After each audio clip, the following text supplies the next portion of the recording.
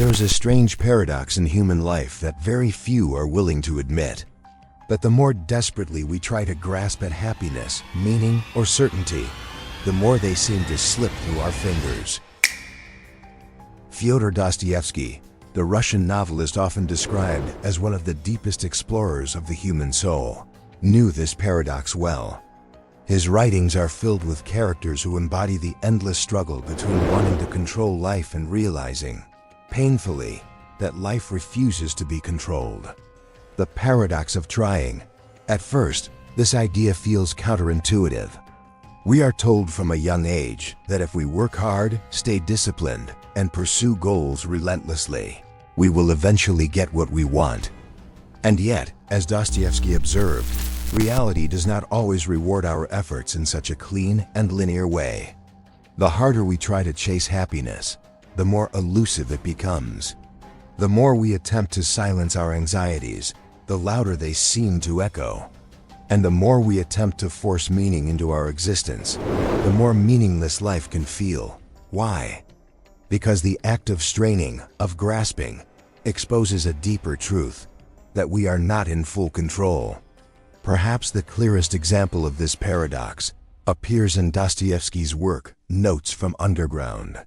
The protagonist, often referred to simply as the underground man, is a bitter, isolated character who rebels against the very idea that humans can live perfectly rational, orderly, and happy lives. To him, the promise of constant progress and improvement, whether moral, political, or technological, is an illusion. Because human beings are not machines. We are unpredictable, contradictory, irrational, and often self-destructive. The underground man insists that sometimes we deliberately act against our best interests, not because we are foolish, but because we want to assert our freedom. We refuse to be predictable. We refuse to be calculated like equations. And here lies one of Dostoevsky's most profound insights, that life becomes unbearable when we try to reduce it to a formula for happiness. When everything is optimized, rationalized, and perfected, something in us revolts. We do not simply want comfort. We want the thrill of risk. We do not simply want happiness. We want the depth of struggle. We do not simply want peace. We want freedom, even if it hurts. Why forcing happiness fails? Think about it. Have you ever tried to force yourself to be happy? The very act of trying creates pressure. The more you demand joy from yourself, the less you feel it. Happiness, Dostoevsky might say, cannot be manufactured on command. It is not a prize to be won, but something that emerges unexpectedly, often in the midst of chaos, suffering, or even despair. The harder we grip the wheel of life, the more we realize it will always swerve in directions we cannot anticipate. And the more tightly we cling to certainty, the more obvious life's uncertainty becomes. It is not that effort is meaningless, but effort directed at controlling the uncontrollable often leads to the very opposite of what we desire, the beauty of suffering. Dostoevsky was no stranger to suffering. He lived through imprisonment in Siberia, financial ruin, and near constant health struggles. He saw firsthand how fragile life is, and how quickly everything can collapse. But instead of rejecting suffering, he considered it a gateway to something deeper. In his view, suffering is not simply a punishment to be avoided, but an essential part of what makes us human. It is in suffering that we confront the limits of our control. It is in suffering that we discover resilience, compassion, and even faith. And it is in suffering that we often stumble upon those rare moments of authentic joy, precisely because they are not forced, but freely given by life itself. This is the paradox. The harder you try to avoid suffering, the more you suffer.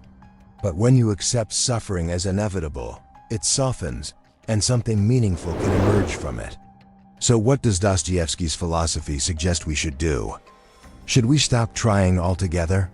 Should we resign ourselves to despair? Not exactly. Instead, his insight points to a subtle but powerful shift in perspective. To stop trying to force life to be something it isn't, and to begin allowing life to reveal itself as it is. In other words, surrender not in defeat, but in freedom. When we stop demanding that life deliver happiness on command, we open ourselves to experiences we never could have planned. When we stop chasing perfect certainty, we discover the beauty of mystery. And when we stop resisting suffering, we find that even pain can carry meaning. This doesn't mean passivity. It doesn't mean laziness. It means a recognition that true freedom does not come from control, but from acceptance. The final question? Dostoevsky forces us to confront an uncomfortable but liberating truth, that life will never be perfect, rational, or entirely in our grasp. The more we demand it to be, the more we strangle the very possibility of joy. But when we loosen our grip, when we allow ourselves to be surprised, even by tragedy, we begin to experience something real. And maybe, in the end, that is the deepest paradox of all. That it is not in trying harder, but in letting go, that we discover what it means to live. If you've ever felt like no matter how hard you try, life only pushes back harder, Dostoevsky's philosophy offers both a warning and a comfort. You are not in full control, and that's okay. Because the very unpredictability of life, the very suffering you wish to escape, might be what makes it worth living at all.